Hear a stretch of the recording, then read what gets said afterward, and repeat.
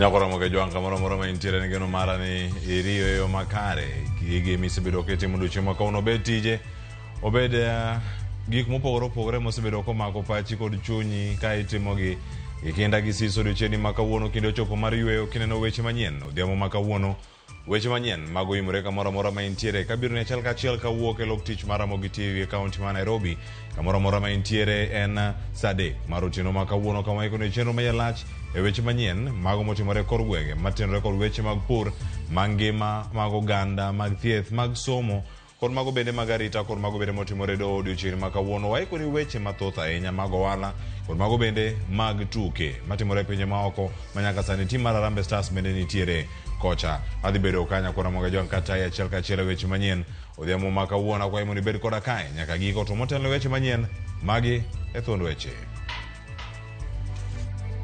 It has been conduct and becoming in this country that court orders are thought of as mere pieces of paper. Doho koro chiwo siem mogik ne ogai mar obila mondo chope doho mar chiwo ler e wi tim mar teko oganda jo Kenya. Kawuono ne oleo kendo. To wana wanse kelo chachni nikech ok nyithindo gite dhi skul mane gisomego. Moko domno transfer to skunde machielo. Penjo mathoth okwako chenro mar chiwo duoko mar penj grade mar 6 KPSEA. Manyolandi otieno manyoro ni duoko mare osewuok. Kendo bel ne chiek ma wayudo kaka wachiemo kana watindo. To kwan wadwa we pur bel wachako puro oduma. Koro oduma yudo ka dwaro koth mang'eny kabisa. Bang' jopur ringe kendo donjo e pur mamoko. Pur mar bel ochako duogo mos e gwenge ma Nyatike e kaunti ma Migori.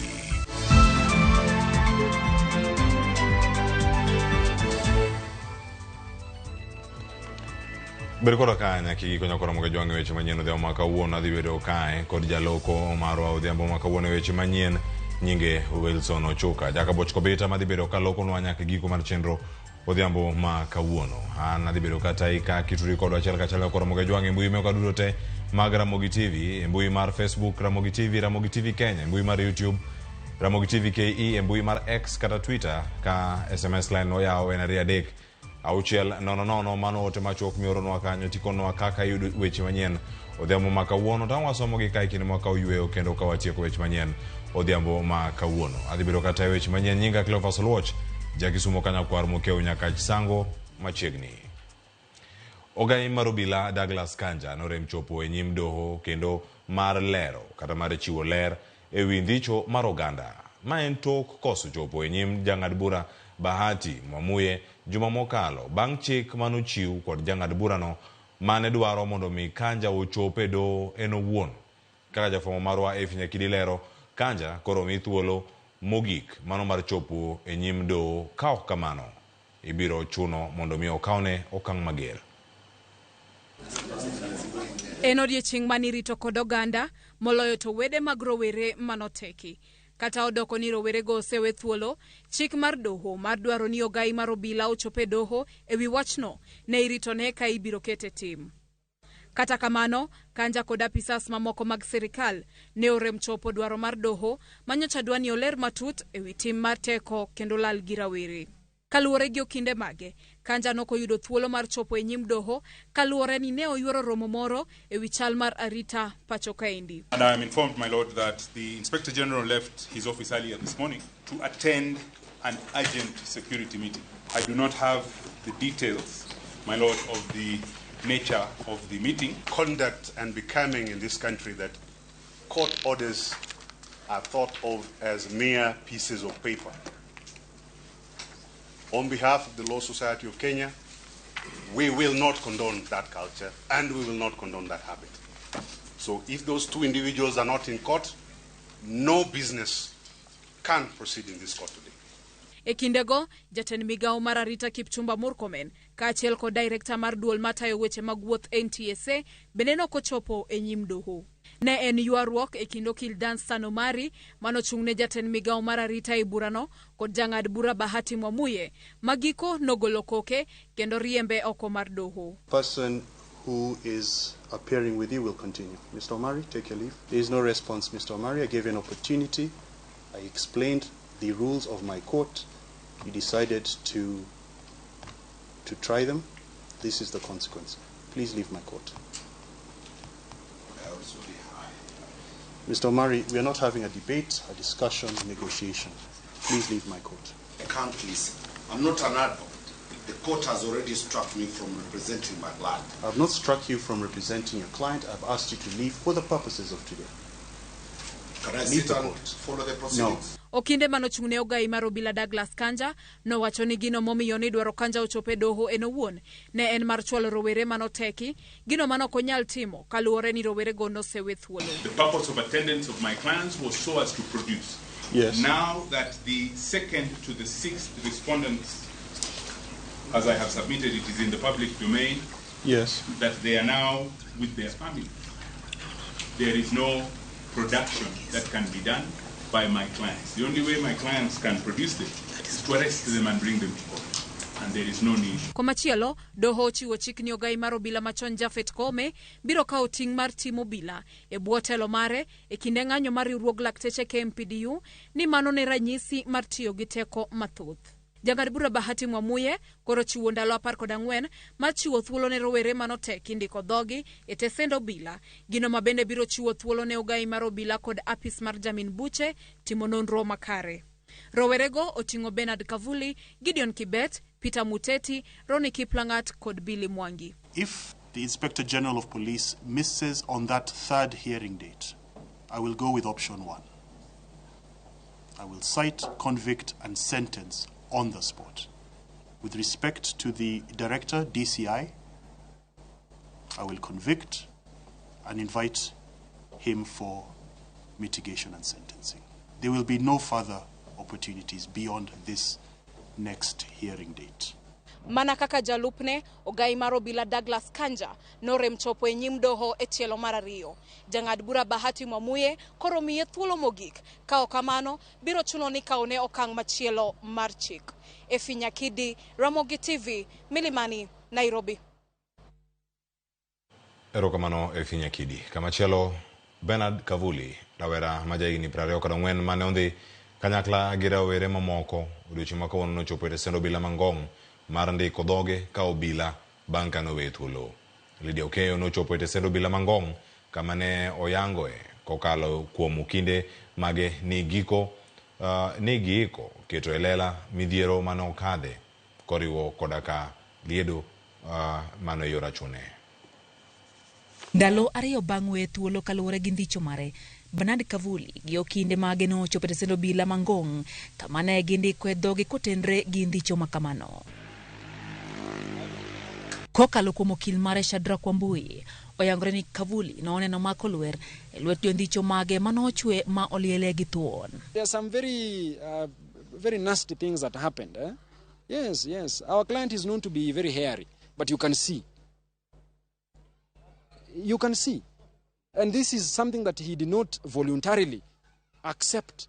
He did not accept to be shaved. He did not accept to be taken through those experiences. But these are things that we shall be detailing so that we can share with the public. For the record, Kavuli mabende oyangre ni en jatich ruoth noriko ya od lamo e kinde manomonje kendo ondhiye oyango ni nomiye siem mager ni kiko tem fulo midhiero manokaloe to kata kamano chir mare e kwedo maricho matimre pacho kae kendo obedo ni en jafwambo owacho ni miyo ok onyal lingang.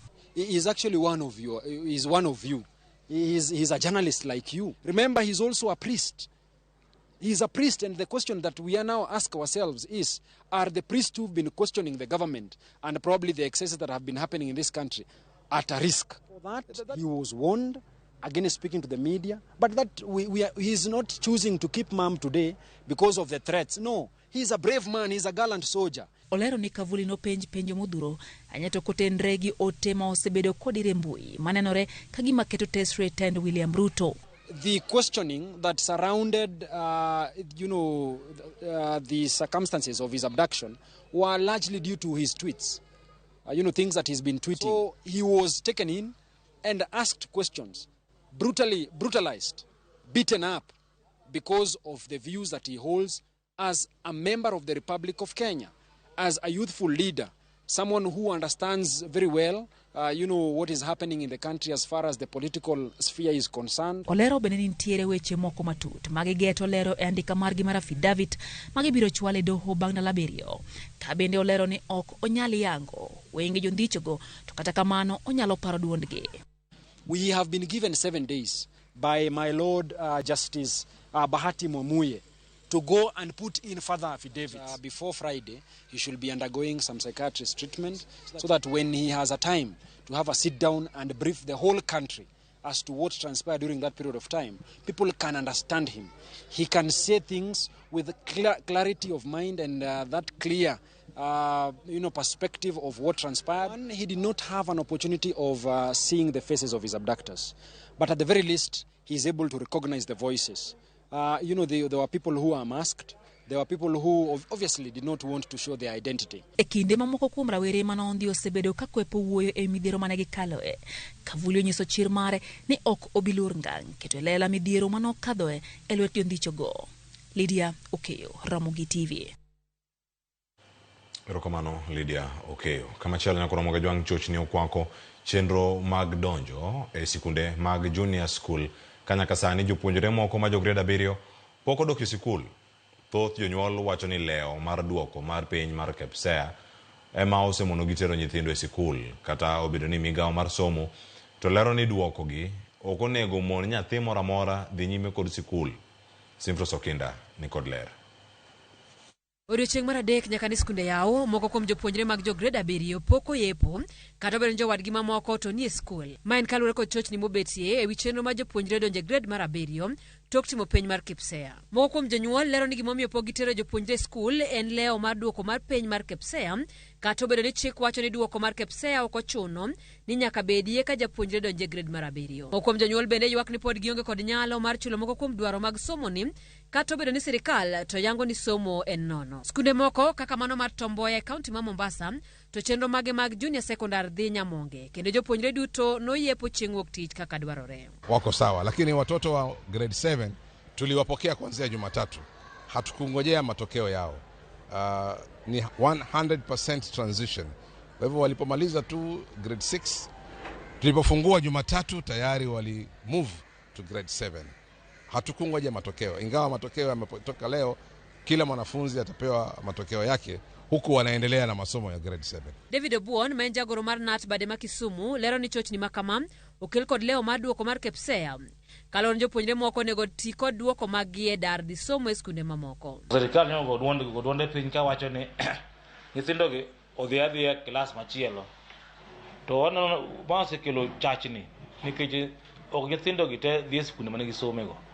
Moko dwa mondo transfer to skunde machielo ka gidhi kuno tipenjo gi ni gitimo klas 6.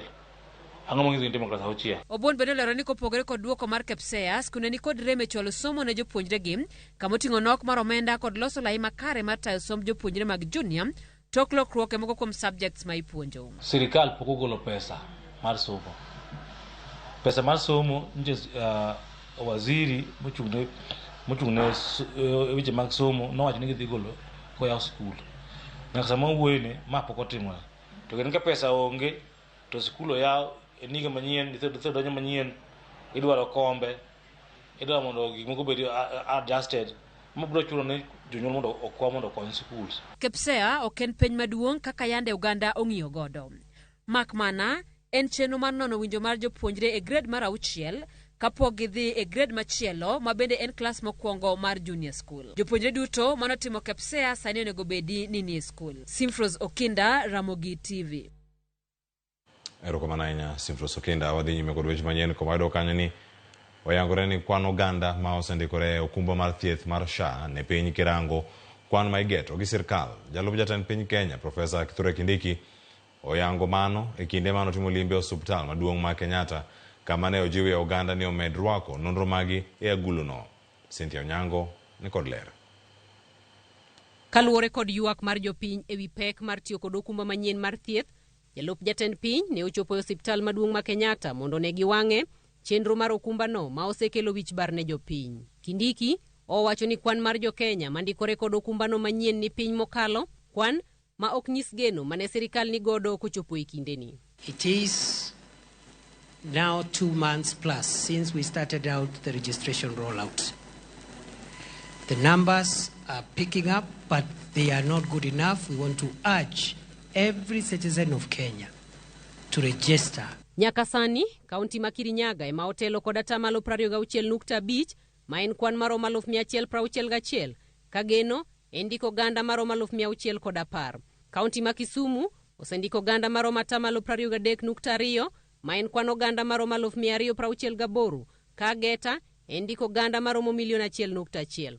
Counties ma ondiko ganda ma kwan gi ni piny oting'o Garissa ma ni kod atamalo 6.3, West Pokot ma bende ni kod atamalo 6.3, kaachiel kod Turkana ma osendiko ganda atamalo 4.9. Kindiki opuoyo ber mar SHA ma owacho ni osekelo lokruok makare ngima jotuo ma ni kod tuoche madwaro thieth moyiedhi, ka kata kamano oyie ni chenro mar okumbano osebedo kod midhiero mathoth ma oting'o pek ewi tayo chenro, chulo gope mag okumba machon mar NHIF ma owacho ni giketo e maino kaka sirikal neno ni okedgo mapiyo mondo jopiny oyud thieth makare. Those who have undergone kidney transplants and heart-related diseases treatment, this Taifa Care offers a better package, especially for post-transplant treatment cases.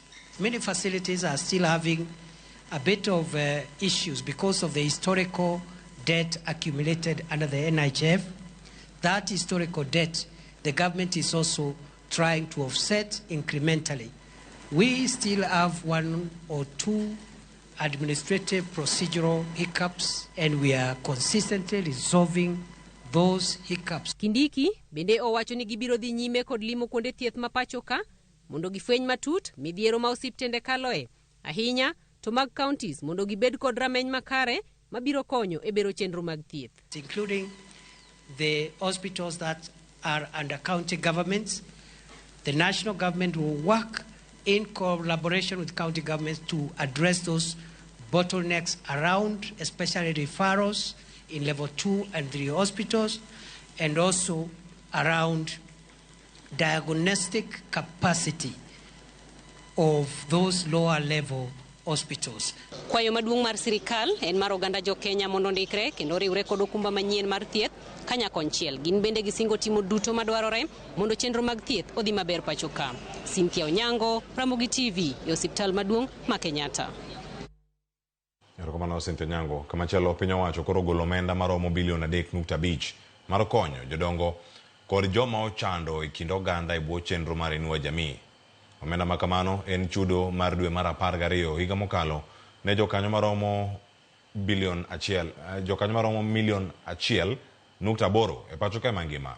Sirkal bende osechako chenro mano mar miyo jo Kenya kata jokanyo go mag Inua Jamii chudo margi kokalo e simbe mag ong'we yamo e counties ariyo kaka koro Chris Owino leronwa. Jodongo ma hikgi oniang' kendo jokanyo e chenro mar konyo jodongo kod joma ochando mong'ere kaka Inua Jamii program koro nyalo bwonjo kochomo bengi tok sirikal golo negi omenda maromo bilion 3.5 odiochieng' manyoro. E ote mane ochwal kod bad migawo mar konyo jodongo e pacho kae, chudo makamano en mar dwe mar 12 higa mokalo, kendo jodongo maromo milion 1.8 e bwo chenro mar Inua Jamii program dhi yudo shillings 2,000 moro ka moro. Kaluwore gi ywak mag jodongo ewi midhiero mar wuotho ondamo malach nyaka e bengi mar yudo chudo makamano, sirikal ochako chenro mar miyo jokanyo mag Inua Jamii program chudo magi mag dwe ka dwe kokalo e simbe magi mag ong'we yamo e counties mag Murang'a kod Marsabit. Jokanyo mag Inua Jamii program moko e counties mamoko ma pacho kae to pod biro dhi nyime kod yudo chudo magi kokalo e bengi. Chenro mar Inua Jamii program ne ochak higa mar 2015 kod jatend piny machon Uhuru Kenyatta mar konyo joma ochando kod jodongo man kod higni 70 gi wiye. Kata odoko ni chenro makamano ne en mar ting'o joma ochando e kind oganda, ywak osewuok ewi moko kuom jodongo man kod higni 70 ma pod ok oyudo chudo makamano bang' ndikore kaka jokanyo. Chris Owino, Ramogi TV, Nairobi. Chris Owino. Kamachielo jalar kom tend riwruog Africa AUC Raila Odinga sani koro kaso kampen mare kendo ochomo chopo pinje 10 mag lombo jotend pinjego mondo lutne ombulu kochopo tarik 25 dwe manyien mar higani. Odinga biro chopo Botswana, Namibia, Mozambique mar lombo jotelo makono mondo mi osire lwedo. Walter Nyambaga nigi mathoth. Ang'iango ni jadwar ok jonye dwar kinde manyo le. Jalar kom kuku riwruok mag pinje mag Afrika Raila Odinga omucho kampen ma yotwire moro bang' moro e pinje 10 ma milambo mar Afrika, mana kaka Elkano Dembo lero e kaka achiel kuom jochan chenro mag kampen ne Raila Odinga. Sani koro it is important ni mondo en kaka jalar kom mondo owuoth e kindgi ng'ato ka ng'ato, as many of them monyalo chopo irgi kokwayo gi kura, kendo ka owinjo bende pachgi ka gik ma giparo ni onego bed ni timre e Africa Union, kendo gik ma digiher neno ka timre in the commission e Addis kanyo. Bang' Odinga bedo kod romo kod Prime Minister mar Mauritius Navin Chandra Ramgoolam, Odinga biro mole piny Mozambique kama obiro nyosa jatend pinyno Daniel Chapo kod wach mar sire. Raila biro kwanyo ndeke kendo thurore piny Namibia mar gwenyo ng'e jatend piny Namibia Netumbo Nandi kolombo mbuche. Raila bende winje biro fuyo nyake piny Botswana mar gedo jatend pinyno Duma Boko mar Botswana mondo sire. Magi Raila chano timo mapiyo kaluwore ni jotelo adekgo oyier manyien kaka jotend piny kendo biro luto ombulu. Mozambique nyocha gibedo gi yiero, despite the fact ni nyocha and a very good relationship with the former president Nyusi, manoso ashua and also wacho ni obro yudo kuch jo Mozambique, but sani koro nitie telo manyien, nyocha gitimo dhi yiero, nitie new president. Namibia bende aparo ni kinyalo paro Namibia kane President Hage kanotho to Prime Minister e achiel kuom jogo manodhi a state funeral. Botswana, the same thing. Masisi noso assure Kenya kendo nosoloso kata gi President Ruto bo wacho ni Botswana bro support. But gin jotelo manyien gichako tendgi sani, omiyo it is very important mondo dhi irgi. Jata chenro mag aput mag kampen mag Raila Jambete Elkano Dembo lero ni bang' Odinga nyodimbo twak mar mjadala Afrika, paro ne ochako lokore kendo gin kod chir ni Raila nyalo yombe yiero madwe manyien mar igane. Angola be obro dhiye. Angola ing'e na Afrika ka ni nitie pinje mawacho dho Kiingereza, nitie pinje mawacho dho French, nitie pinje mawacho dho Portuguese. Koro Angola en SADC, but also en piny ma important nikech Angola bro konyowa gi campaign kuom pinje mamoko ma bende wacho dho ang'o? Dho Portuguese. Okoni dwaro mar piny ka piny to kod kaka pinje mag Afrika ong'ingi bende nyalo miyo Odinga loch kaluwore ni oyudo sir kaluwore kod ogirimiti moketi kod jotelo. Kom bro bedo mar Eastern Africa, to jalup mare wuok kanye, wuok malo Maghreb, pinje mag Warabu. Omiyo kuro be nyaka dhiye mondo wuoth kodgi mondo ng'e ni candidates go gin ng'ano gini, ai okwagi kura nikech joka be koro dwaro kura kuomwa. Magi timore ka jatend piny William Ruto nyolemo jatend piny Ghana manyien John Mahama e kaotene gi gavana ma Homa Bay Gladys Wanga, kama bende nyogi goye debe ne Odinga. Walter Nyambaga, Ramogi TV. Erokamano ahinya Walter Nyambaga kuom ripota majaberno kendo makelo e yweyo kama wadakala ne otemo kari adek mantiere kar kaka to bang'e wakayweyo mokwongo ni ka Samuel Opio wacho ni amora ahinya Cleo. Ma Samuel Opio neni kantiere Otonglo Kisumo, amora ahinya koda wacho ni ka gini ochomo Agwambo tir jadwar okol e kinde manyo le. Erokamano ahinya kuom ote mari. Nitie ote machielo madonjo kar ka mar Olivet Okulo wacho ni kan Mombasa awuoro kaka jotelo chayo doho Kenya wakae. Mosna Evans Solang ka en Mombasa. Chuda, erokamano ahinya. Mano ka intiere kar kanyo achiel kachiel. George Fredrick Ogonda wacho ni Taveta bura ndogo owacho ka ni weche manyien choponwa makare kabisa. Amor kod Ramogi TV kabisa. Erokamano ahinya kuom ote mari. Nitie ote machielo mawacho Mama Perez Adhiambo Nyasango luwo chenro achiel kachiel ka intiere alwora ma daraja Mananga ka oluwo kanyo ka intiere Kisumu County. Orwako Pauline Nyango ka mano nyaka min Kamanga kantiere Ahero kano Kwita Kinyi ka intiere Seme Steve Otieno Baba Jan kachiel koda ka Mama Talisha. Ote machielo bende donjo kar kae mano kawuok e county ma Migori wacho ka ni anyuola mano mar Jaduong' Joseph Omolo mano misungu kendo administrator gi joge duto nitiere kae e chenro mar oimore otieno ma kawuono gite ka gintiere Oruba Migori County. Theodora Omolo kod James Odhiambo ka gintiere Ombo. Sara Omolo kachiel koda ka Dr. Chris Yae wacho kanyo bende gin e chenro. John Paul Benjamin Olonde, Fred Omolo, Nicole Omolo ka gin kanyo kod Leslie kod Abigail Nairobi. Erokamano ahinya Jimmy Owila kod Pauline kendo en happy birthday. Haya, erokamano ahinya kuom ote machalo kamano. Kawakaw yweyo masano duoko kod mathoth mawaikoni ka kik idhi mabor.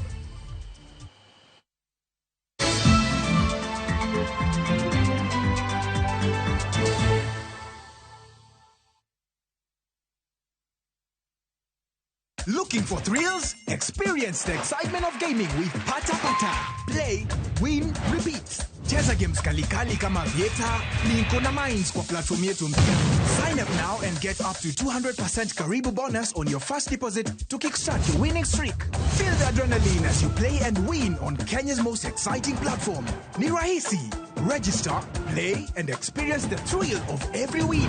Visit patapata.com now and play, win, repeat. Not for persons under the age of 18. Authorized and regulated by BCLB 447.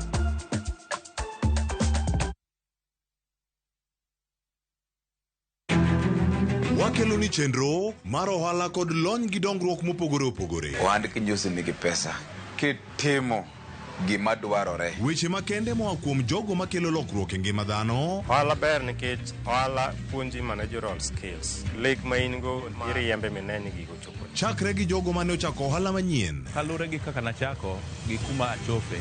Ohala ni en ohala maber. Nyaka jotelo molony e timo ohala. Akwa jodala wate odogi ohala. Ne pek mane gikalie.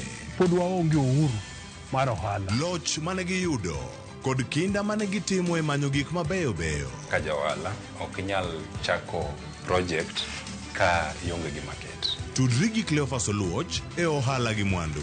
Tich ang'wen ka tich ang'wen chakre saa 1:45 otieno.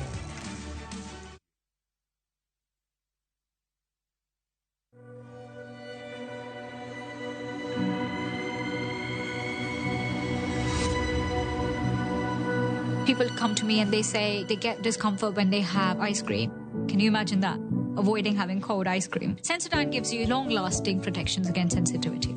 And people come in and they're like, oh, it works. I can have ice cream and I'm not in any discomfort. I recommend Sensodyne because it works. It's brilliant.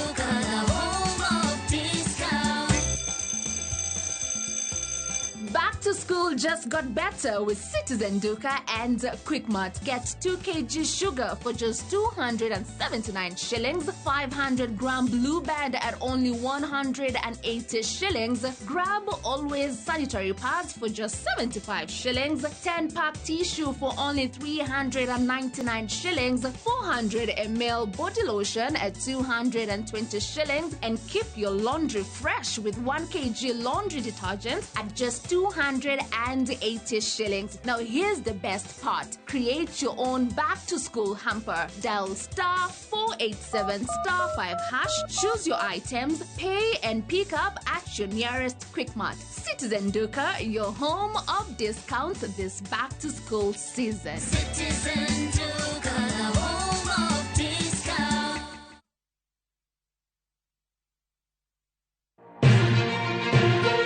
Kowuok e chuny boma ma Nairobi, machiegni gi Naromoro. Kokale gode kod aore kendo mol e gwenge duto ma pacho ka. Okinyi kokinyi wayango ni kaka piny oru. Ma en Rupe. Kama wami nonro to kod chal mar fwambo. Wa encourage conversation. Wamenyo ni weche mamako ngimani.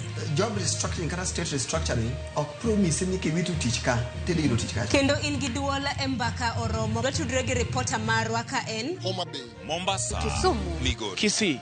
Wabedo gi twak kachiel koda ka jolony weche mopogore opogore. No wamiyo parliament a lot of authority. To authority no gitiyogo mana mondo konygi. Tudri gi Joyce Oduor, Sharon Ong'ao kod Cleophas Oluoch e chenro mar Rupiny kod Mbaka Oromo. Wuok tich nyaka tich abich chakre sa 12 okinyi nyaka sa 5 onyango e Ramogi TV.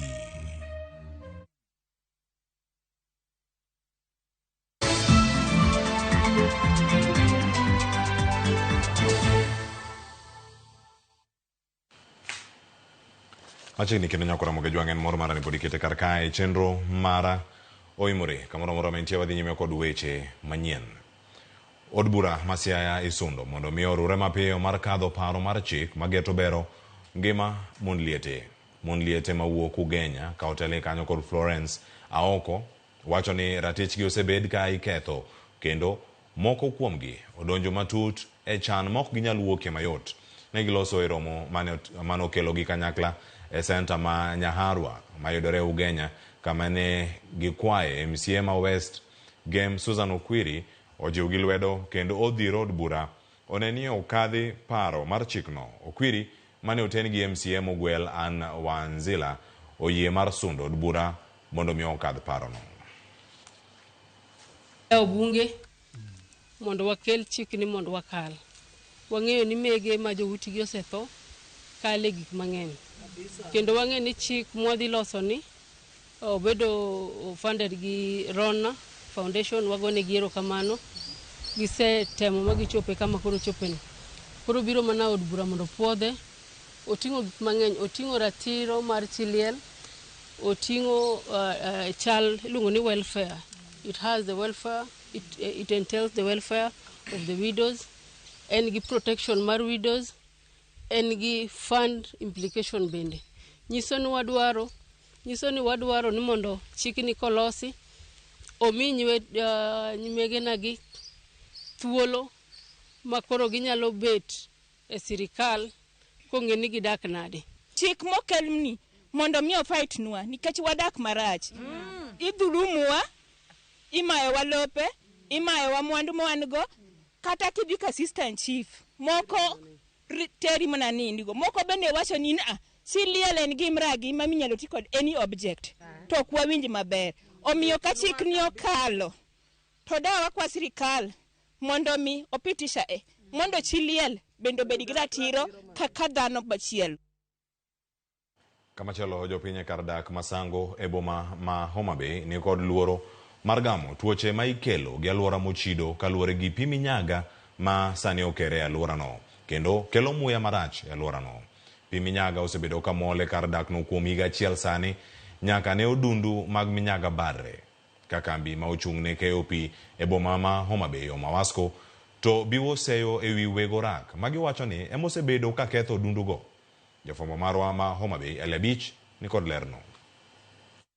E alwora mar kadak Masango e boma ma Homa Bay muya marach osaso jopiny modak e alworano kod jogo matiyo kod apaya ni tik ma osebedo ka kuom higa achiel sani nyaka ne dag minyaga ne barre kendo sani pige mochide mag minyaga molo tino godiochieng' ka kelo pek ne jopiny. Jodak e alwora Masango ywak ewi tik marach mosasogi kendo mayo gi kwe utegi nyaka ne otogoro mar minyaga ne barre ka giwacho ni gin kod luoro mar gamo tuoche mikelo kod alwora mochido kaluwore kod muya marach ma gisebedo ka giyweyo. Sebedo ke kuom higa achiel nyaka ne chak los ndarani nyaka sani kaka no pae ma switch no tore nyaka sani en kamano kaka unene ni luang ni dhie udi to kanyo mochieme yamo marach donjo nyaka e udi ko waonge gi kwe ko ne wakwayo sirikal koyie to mondo bi olosnwa ndarani mondo switch ni olose. Ok nyaka ta yaw drisha to wan gi nyithindo.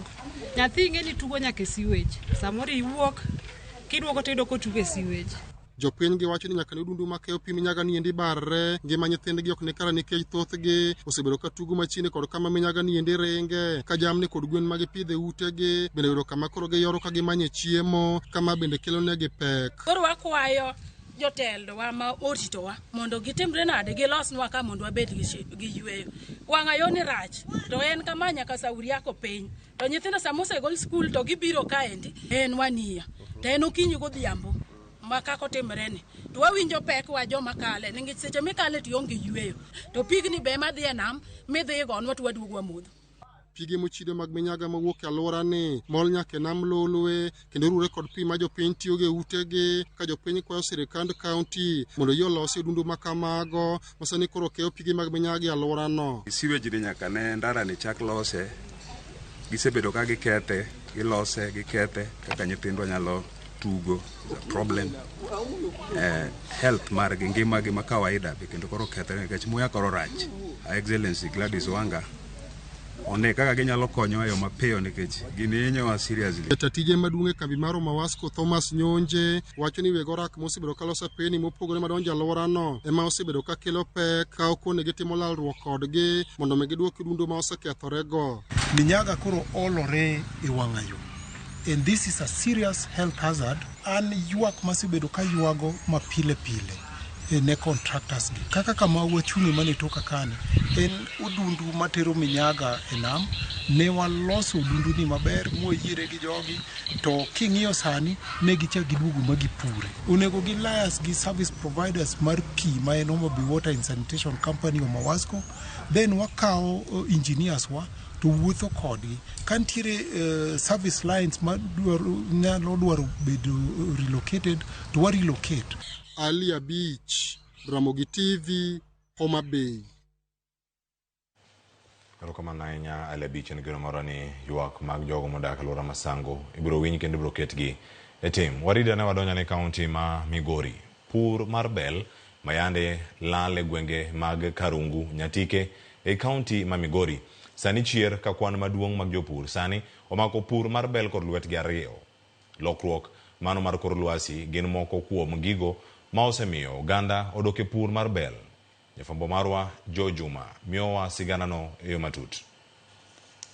Higni mathoth mokalo ne yot mondo iyud ka japur gwenge makaluo pidho bel e puothegi kata deche ma oting'o bel bende ne yudore e dala ka dala. Magi kata kamano tinde ok yudre ka thoth jopur oketo mana mainogi e koth mamoko ma oting'o bando.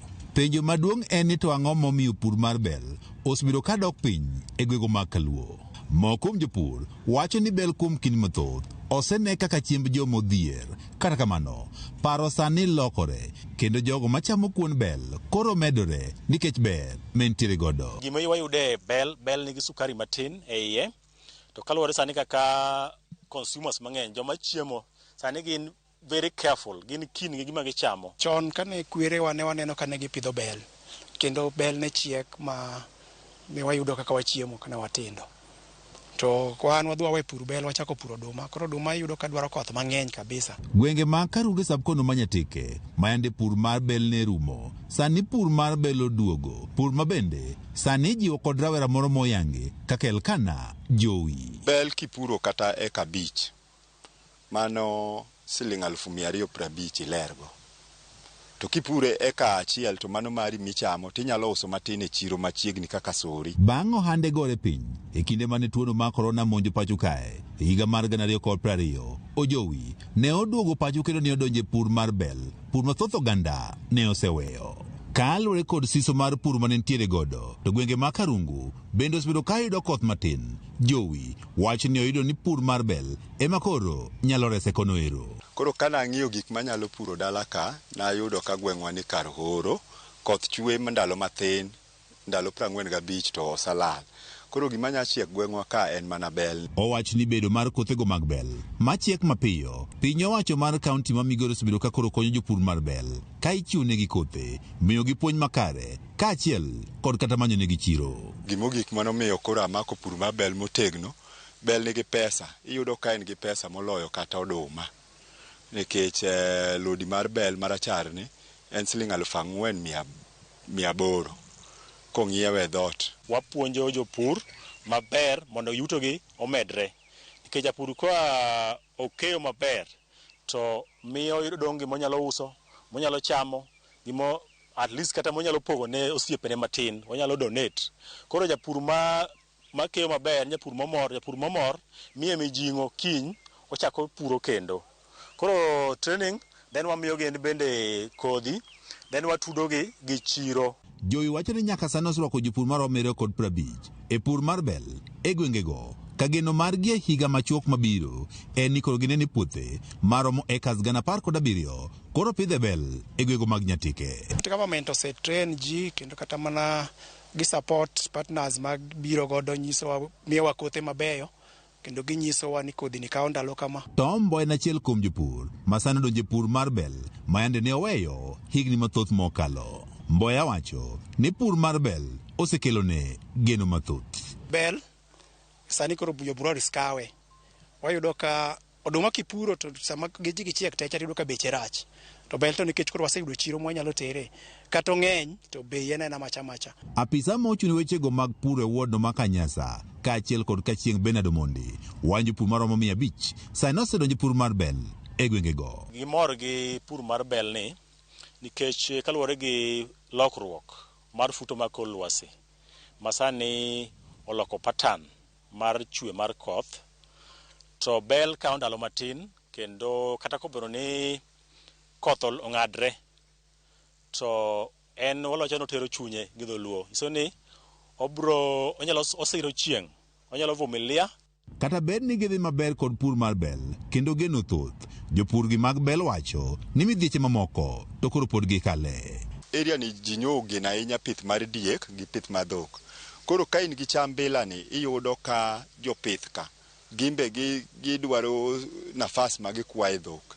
Koro iyudo ka samoro bel nyakiri. George Juma, Ramogi TV, Migori.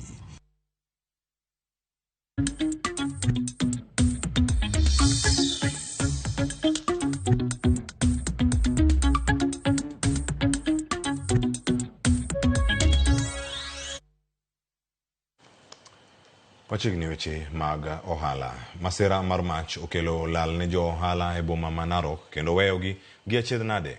Majno ne okelo gi muoch mar gas e tesend nyamburko ma Narok. Masirano ne omuoche chuny odiochieng'. Ne oywayo jopiny mathoth mane temo reso mwandu ka jowuoth moriwo koda ka jopuonjre mane dok e sikul bende ne oyudore kama tek e sach masirano. Jopiny ywak ni sirkal onego oket maino e jiwo yore mag kedo gi masira matimore apoya e alworano.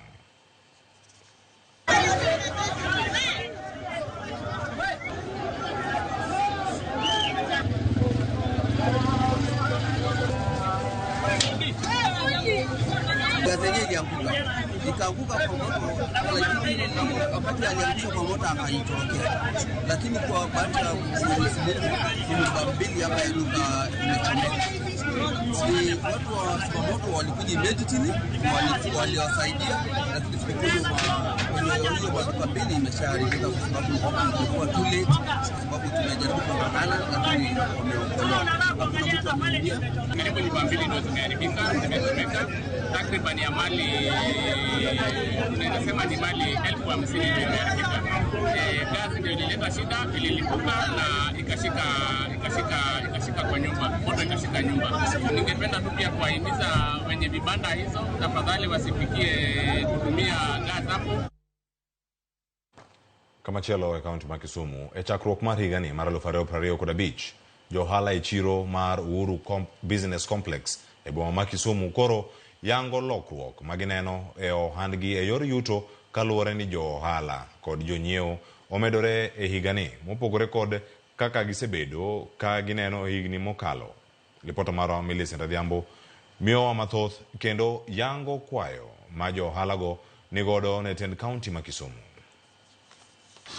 Higa manyien okelo buonjo ne jo ohala ma Uhuru Business Complex e chuny boma ma Kisumu ka gisani gin kod geno ni ohala e chirono dhi metni mopogore kod igni mosekalo nyaka ne chirono chakre. Kata obedo ni girwako geno makamano, kwayo margi en yudo sir kowuok kuom piny owacho ma kaunti ma Kisumu mondo oketnegi lwasi makare ne dongruok mar ohala e chirono. Sani to waneno ka traffic nitie, ji nyabiro achiel ariyo ma king'iyo kaka last year was worse. Koro that is the encouragement ma wantierego. Ewi mano kata obedo ni chiro ma Uhuru Business Complex mong'ere gi lach mare ler kod lwasi makare mar ohala ne otengi ne bedo kar yuto maduong' e boma ma Kisumu.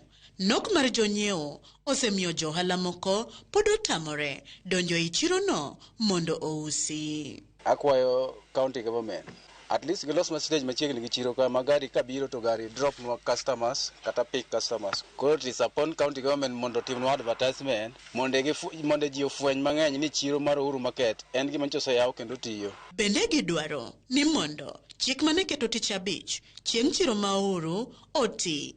Loche mag osigo owinjore obed ni tero mwandu e chiro ni tich abich ka tich abich, mana kaka timore e chiche mamoko kaka Kibuye, Ngeso ka Ngeso. Dhano bi owar nyanya, mtumba ni kae, gwen ntiere kar kaendi.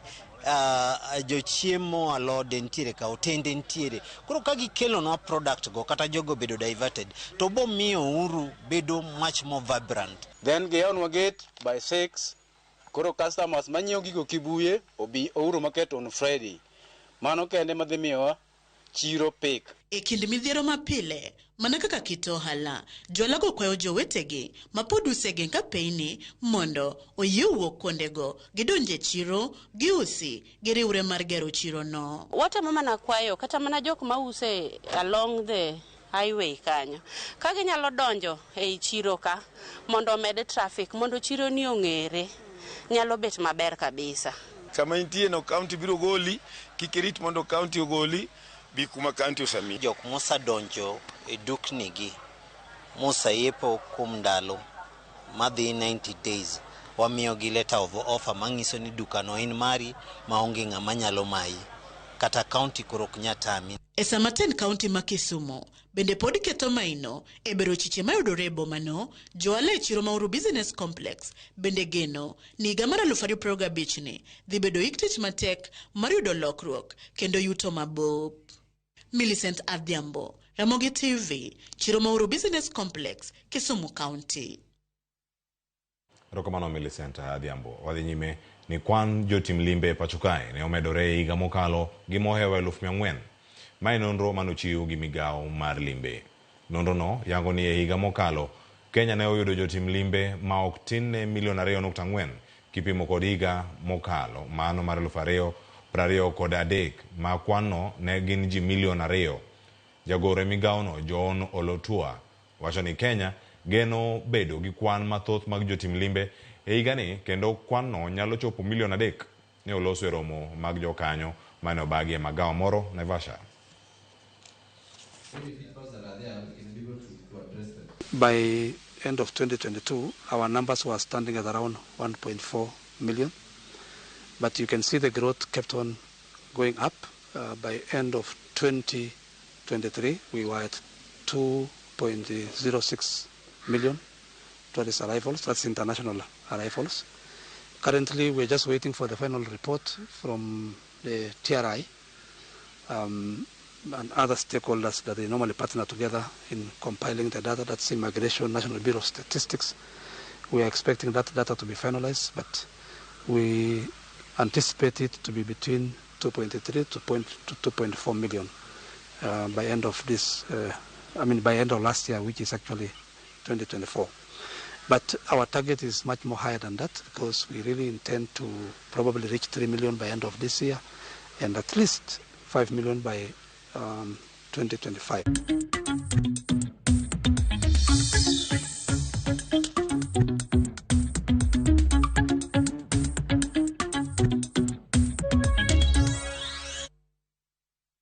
Nyakora mojongi kanyo bendo waka yuwe machielo bende Ramogi TV karakae to kapoka kao yueyo yena mondo miakale ote mokare adek mantie karakae feloni man guys wacho ni no makare wacho ni luonga ma woda wino kawuok se Ugunja Kayombi Maira village rokamana Nyakarimo Kinyo wino weche nyalo bedo matek kaluwore kod teko mawuoke e apis jatend piny. Aya mano pache alego gavana owacho ka ni sirkal onego chiw arita ne jo Kenya ok ndhiyogi sama giwacho pachgi. En wach malit ahinya e piny Kenya. Ramogi TV lera ntiere ka Ugagi Hawinga. Erokamano ahinya. Opija jachuma mar Nyamasare Kisumu owacho kar kani aneno maler kendo makare kan Nyamasare Kisumu kod min oda Mama Brighton Aseko Ker Ogendo Buda Deno Amolo kod jochuma duto ma Kisumu yote. Mark Wood Nyaseme aneno Ramogi TV maler ahinya kan ntiere Uyoma Owimbi. Erokamano ahinya. Ntie ote madonjo kar kae bende engineer kendo architect mano Fred Shiraku Akelo nyakwar nyapi mano wuod keyo nyang'wen Osuri. Awacho mano Osuri Kabondo. Awacho ni mano oluo chenro achiel kachiel kendo oluo chenro mara oimore e yo makare. Erokamano ahinya. Mano wuoyi mamedo gero piny Kenya. Erokamano ahinya engineer Fred Shiraku. Kamachielo nyakora Ramogi Jwang ote mara Aizu Fitness owacho kar kani oro ote kendo ne jogo duto man Ramogi TV ka gintiere dala mar Oyugis. Jaduong' Ezekiel Omolo, Mama Doris Omolo gi joka Omolo te. Awacho ni mos ochopo negi achiel kachiel ka gin kae achiel kachiel. Ote machielo bende noka ka ni luwo weche manyien ka gintiere Imbo e kaunti ma Homa Bay. Jaduong' Dinda Olewe kod Gabriel Dinda. Ka machielo bende mane chenro kar kae mano William Deka Obote wacho ni ka gintiere ka Simba Oyugis Homa Bay County. Oneno chenro kachiel kodaka Obote Akoko, Joyce Akoko, Jakim Boy kachiel kodaka Tobias Bele. Machielo nika ma en Steven Osuka ka en Kisumu mar Marwa Expeditions Safari. Aluo chenro achiel kachiel ka ntiere kodu e Ramogi TV chenro mar Oimore. Machielo en engineer Masi Obala nyar Kano Kobura. Amora ahinya kendo wachako higa gi gedo mapek ahinya. Erokamano ahinya Masi Obala kuoma ote mari. Ka ogana mamoko pod medo nikonwa ka Benjamin Ochieng Ben mano mar Gemiala aneno Ramogi TV o makare ka ntiere dala ka japuonj Jackton Odhiambo kendo akaw mos ne fundi Joseph Nyando mano ka ntiere Ikabonyo Kanyagwal. Vitalis Ochieng wuod Gem Karariu ni kodwa kar kachiel wacha neno weche manyen Cleophas kan live. Ang'eyo ni sheria to tiyo mana ne japiny en kaka okotine jotelo manie sirkal. Kanja osenyiso achaya ne doho koro okang'eyo ni Kenya en ga mar jok moko koso chiko nego tine ji duto. Okamor kata ok morwa kama wantiere kar kae. Wakoyo masandu kod mathoth bang' yo makao sani kik idhi mabor.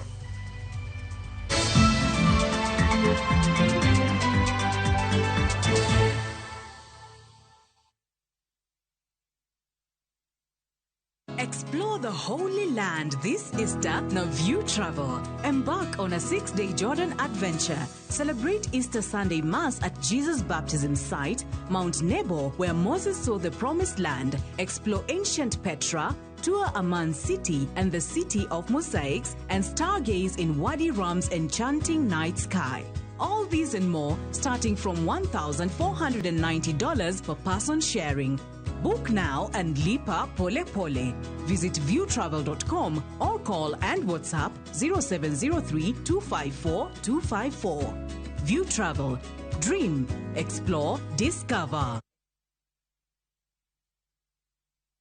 Let the day perish wherein I was born. Every story is different. Some stories you find in the headlines, some come from the heart, but every story is worth hearing. Viusasa brings you Murder at Got Alila. We unwrap the mystery behind Robert Ouko's death. In Jane and Solomon, the self-confessed witness gives his account of the story. My husband was not murdered on that sick. And in Njera Nishetu,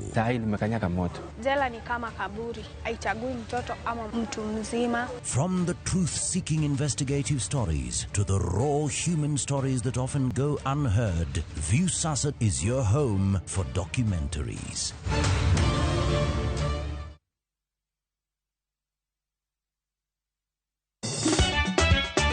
Tugo koro eka iye ochacho.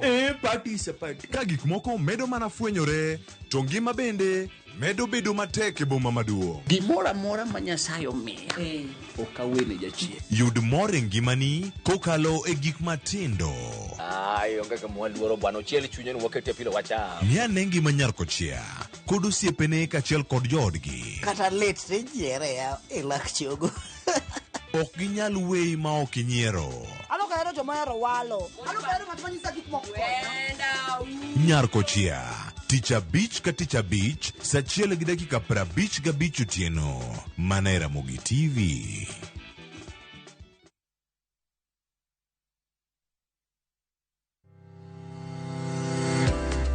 Milome Royal Credit Limited magin jogo mangi kanyo maduong' e Direct Line lero ne jomoko mangi kanyo e Direct Line kod jogo madigomb nyiewo insurance policies mag geche gini okumba moramora ma ochiw gi kambi mar Direct Line Assurance OKT. Ma en kaluwore kod dhi ataro chike moketi mag kambi mar Direct Line mano CR12 ma bende sani koro miyo jogo mangi kanyo kod directors ma ok opuodhi tayo tije e kambino. Royal Credit Limited yango ni ok gibitimo chudo moramora mar claim mochiw kod Direct Line kaka section 23, 71 kod 166 mar Insurance Act tiyo. Kuom mano, Royal Credit Limited golo siem ne ng'ata ng'ata madinyiew insurance policy kowuok kuom Direct Line.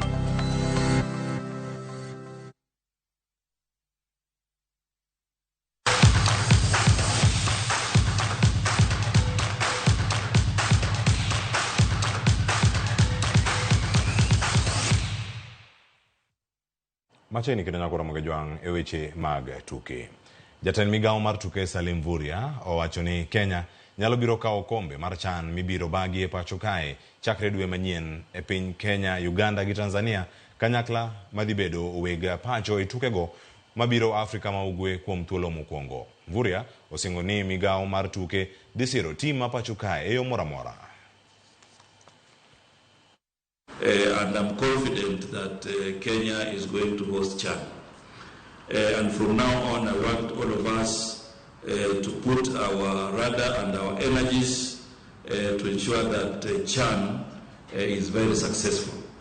Not successful as in hosting, but our football colleagues should also prepare our team so that Harambee Stars, can emerge the best in that tournament. I'm happy Mapinduzi is going on in Zanzibar, the Mapinduzi Cup. Kama chalo tuke matimore Zanzibar go, team adhula ma pacho kae Harambee Stars nyoloyo Kilimanjaro Stars ma Tanzania gonda 2-0 e tuke mag laro kombe mar Mapinduzi madhi nyime piny Zanzibar.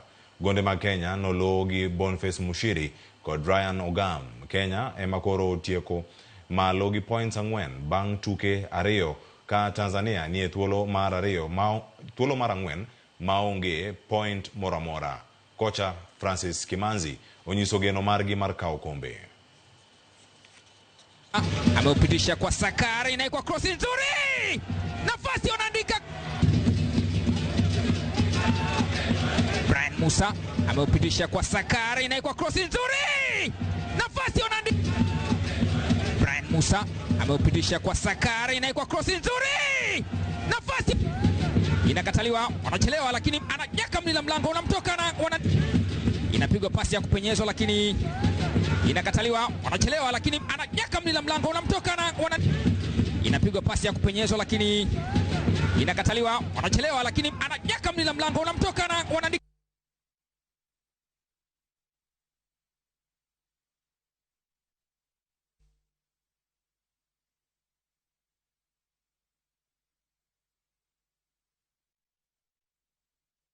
We have to rotate the squad because this is a select team and every player is ready, and sometimes you have to give you have to look at, and we also have to avoid because it's too tough on this artificial turf to play so many games. Yeah, so what we are doing is that players and the matches are so intense that sometimes you also need to observe the reaction of the players' body and rotation therefore is an ideal. Pia tumekuwa na time kidogo sana ya kutrain huko Kenya, so hatujuani, so consideration tu kidogo litupanish, but nadhani tumetuli rectify kwa tizi, ndo maleo tumechukua point.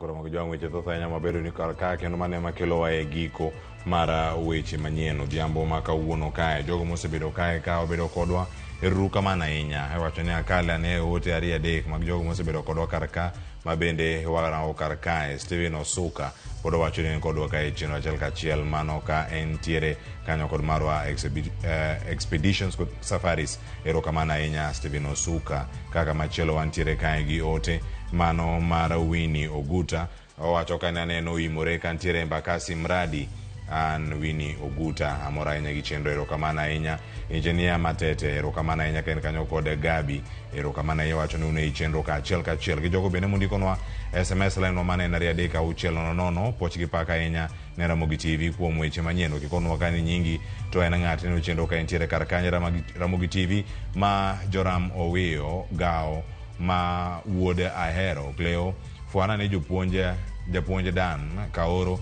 Ojuka Soja ma Masio Gacho erokamano ahinya kuom ote mari wachna de Cleophas aya erokamano Ramogi TV Cleophas abero kodi chakruok nyaka giko kendo amor gi kaka ikelonwa weche manyien ka oimore erokamano kaka pile an Benta Charles kan kare Nairobi ka erokamano Mamintiani Evans mar Sori Karungo ne Ramogi TV maler kan tieka gi familia mara amora ahinya gi Ramogi TV ahinya Lawrence Nyakwaro Sena aneno Ramogi TV maler kan uyo mar Arieda Ndere School mano kama wantiere ka achiel Nyakwaro Ramogi jwang erokamano kuom bedo koda odhiambo ma kawuono ni mar jogi mundikonwa ka achiel wa puoyo kendo wamedo sero gi duto motimo Fredo Bura erokamano ahinya ka entiere kae ma Fredo Bura ma Mikindani Mombasa erokamano ahinya Bill Freddy Ogola owacho ka ni Cleo happy new year wawinje yo makare ka wantiere ka Thomo Game Evans Woodwang Chieng erokamano ahinya wacho luo chenro mar Siaya Lego mano ka wantiere kanyo achiel Brian Matano wacho Migori dala mos jodwa te aya moso jodgi Brian te kako wache kar kanyo Nyakwara Ramogi jwang weche gi thoth ahinya makachako somo gi sana ng'atie kiny to kiny okadane tiegi ni mar Joyeso Duor kiny kod chenro mar upiny ang'adonjo kod chenro mar mbako romo duche makiny ka ang wasomo ote mamoko kotenore kod weche manyien mabende wamedo kelni kar kae Margaret Okoth erokamano ahinya ka entiere Seme gi jogo duto ma obedo kodwa kar kae lo jogo duto jofwambo magwa mano wuok oko kendo dhi manyo sigeni gi duto e konde duto ma pacho kae nyaka counties wa makaluo erokamano ahinya kendo un mugolo sigana go e kor gwenge erokamano ahinya kuom chiwo pachu e weche manyien mabende wakelo nu odhiambo ma kawuono Nyakwara Ramogi jwang jo chungweche magwa bende kotene kanyo kod Ken Mogo duche ma kawuono e telo mokwongo cha wantie kata kod George Bati mago weche manyien mane ntiere kata ka sa 7 sa 10 sa 1 Ken Mogo kanyo bedo kata no kanyo kod Jay Bonyo Nyakwara Ramogi jwang ogonwe erokamano ahinya mago gi Bob Wafula mabende otele Kiru machielo kod Lange ka gikona kanisa urumo kaka sani mondo miya wuogi